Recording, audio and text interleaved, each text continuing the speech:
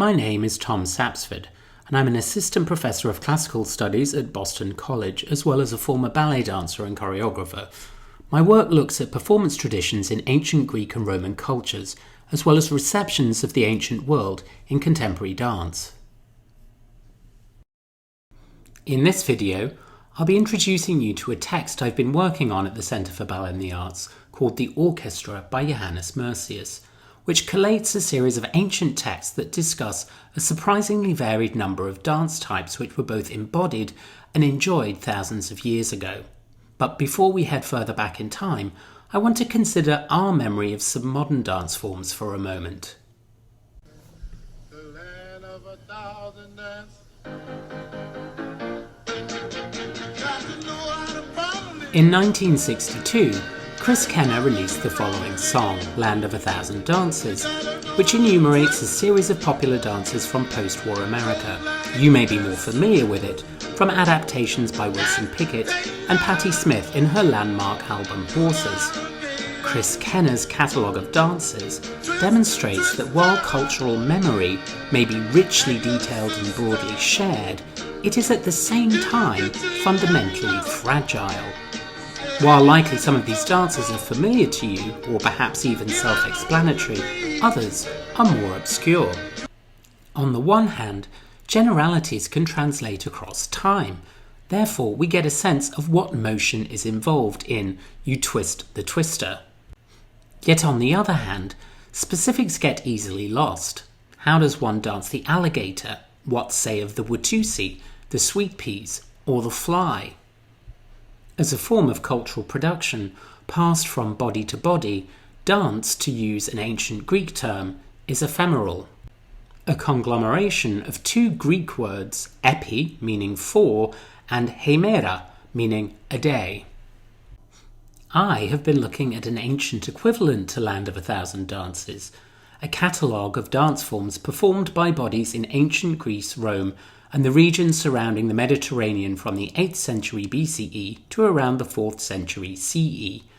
While I aim to translate, contextualise and digitise this material to make it available to scholars outside the field of classical studies, I'm also interested in making this catalogue of ancient dances accessible to dancers and choreographers, believing that doing so can be a mutually beneficial process both for creating new dances and widening our understanding of dance's reach and potential in antiquity. The specific text I've been working on is entitled The Orchestra, or Concerning the Dances of the Ancients in a Single Book, by Johannes Mercius, published at Leiden in the Netherlands in 1618. Mercius, although not the first scholar to write on ancient dance, was, however, the first to do so systematically. His book, The Orchestra, a word meaning in Greek the area designated for dancing in the ancient theatre, is an encyclopedia of dance forms, the pre-modern equivalents of Kenner's twist and mashed potato. For each entry, Mercius provides a quotation from some ancient Greek or Latin author mentioning that dance. He then adds his own brief commentary in Latin, it then being the commonly used language across Europe in academia. The entries in the orchestra are arranged alphabetically, alpha to omega, starting with a dance called Angelike, or the messenger, to Horai, the seasons. Here is a section of an entry from the orchestra for a dance called the tongs. Tongs, Themaustris. Pollux, in Book 4, Chapter 14, says, alternate hands Hecatyrus and tongs Themaustris, violent dancing the former, the making movement of the hands, and the tongs Themaustris leaps. Hesychius says, Themaustris, an implement similar to a pincer which goldsmiths use, and a violent dance because of its red-hot speed. Athenaeus calls it a dance resembling lunatics, and it belonged to the type known as the manic triple step, which Apuleius mentions. Mercius then quotes a passage from the Roman novel, The Golden Ass. With their arms bared up to their shoulders, raising up huge swords and axes, with ritual cries they leapt a manic triple step to the rousing song of the tibia. Over and over, with drooping heads, they twisted their necks in lubricious motion, and whirling their hanging hair in a circle, sometimes attacking their own flesh with bites. Finally, each of them slashed their own limbs with the double-edged swords they were carrying. Mercius then continues, thus, they were also dancing so that when they leapt, they would move their feet back and forth between themselves before they came back to the ground. Eustathius tells us this in his commentary on Odyssey Book 8. On account of the ball games, they note this was a form of dance, as it is clearly written, the tongs themaustris, a dance strained tight through the feet. Critias therefore said that leaping into the air before landing on the ground, they made many switches with their feet, which he called to dance the themaustris.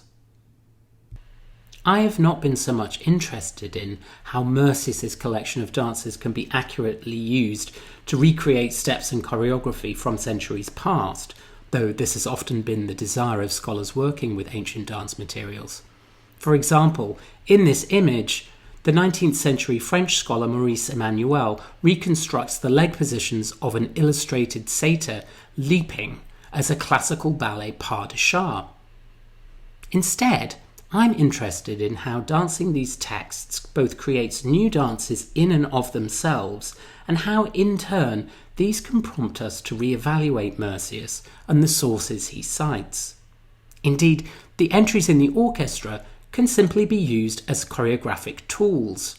In a second, we will watch how CBA fellow New York City Ballet principal Ashley Bouder uses the entry we just read for the tongs as a blueprint for a short piece of choreography.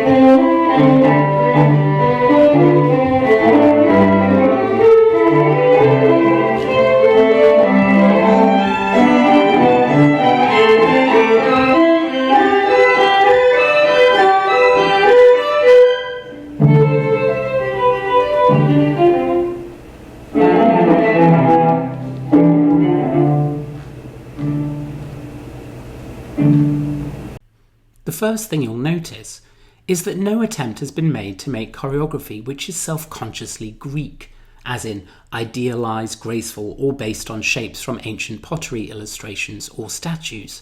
Rather, Ashley has kept within her own neoclassical ballet vocabulary and used it to bring Mercius's description of the tongs from page to studio. Ashley has really dug into the words she was given, and as we watch the solo again, I'll describe how she has translated ancient words into modern movements.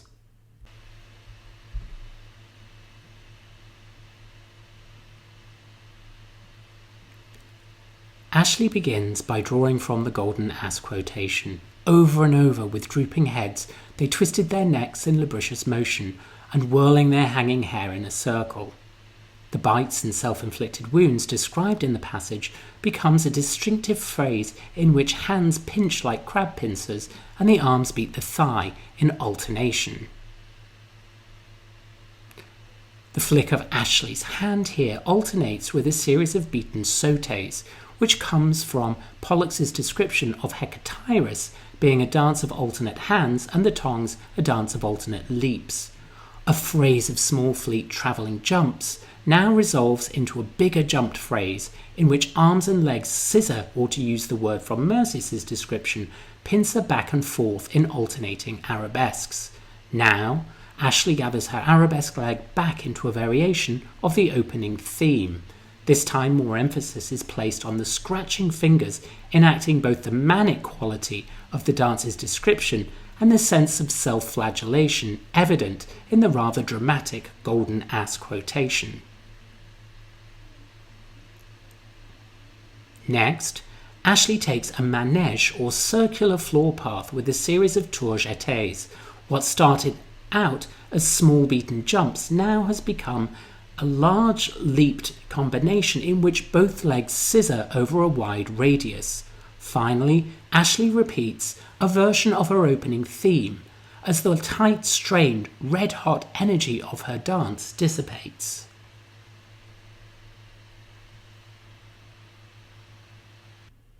I hope you can see how the collection of ancient sources by a 17th century scholar can lead to the creation of richly detailed dance passages in the 21st century. Yet, were this same description to be given to another choreographer, while perhaps there may have been similarities between their renditions, each dance maker would have undertaken their own individual interpretation or translation of the source material. Here, for me, this is where such work becomes exciting. Dance is a way of reading texts and sources, and like any translation, both has meaning as a work of art in its own right, while simultaneously commenting upon its source. So, what does Ashley's translation reveal about ancient dance then? As I mentioned earlier, with the catalogue in Land of 1,000 Dances, choreographic specifics tend to get lost over time, whilst generalities seem to persist. With the tongs dance, for me, 2 points clearly come across, which are relevant to understanding the place of dance in classical antiquity. First, dance in ancient Greece and Rome had a wide dynamic range.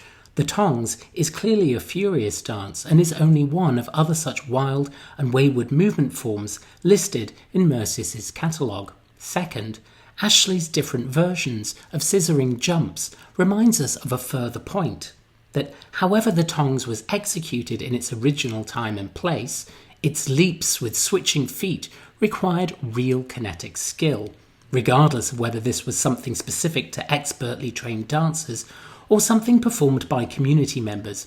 It took time and effort to master such physical maneuvers. Dance was worth paying attention to. Such care and attention was certainly required of those performing the more technically demanding dances documented in Merce's orchestra, such as the tongs. But even today, viewing a modern balletic translation of an ancient dance, we can get some sense of the effect and pleasure of watching such ancient material re-embodied.